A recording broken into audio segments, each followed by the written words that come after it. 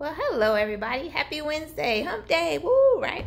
Well, today I wanted to share with everyone Joshua 21 verse 45, and I'm reading from the NLT, and it says, "Not a single one of all the good promises the Lord had given to the family of Israel was left unfulfilled. Everything he had spoken came to pass or came true." I wanted to remind you today that a lot of us, life does not look like what we expected for 2020, right?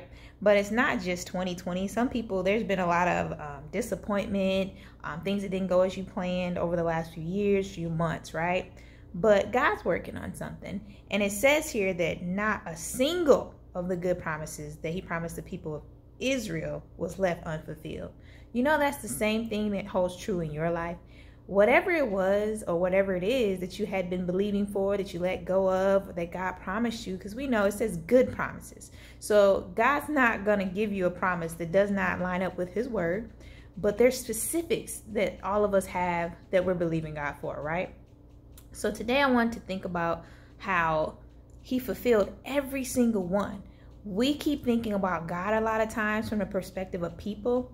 And in this life, there's been so many times where people have not met our expectations. We've been disappointed by people, whether it was friendships, relationships, but God's not them. Like, we don't realize how great our loving Heavenly Father is to us in the things he's already done. But I found many times the things that I might be disappointed about is because of an expectation that I set and the way I wanted to do it. But if we're trusting in God and his way of bringing things to pass, I have found that no matter what it is that I've wanted or that I believed him for, he's always found a way to do it, just not the way I expected. And I think the biggest thing for a lot of us is that crushing disappointment, because I know the word talks about unrelenting disappointment makes the heart sick, And you can be crushed by disappointment, but you can't stay there. You can't allow it to keep you from believing God for what he promised you. And so I just think about, I think about the example that I was in high school and I had some best friends at the time.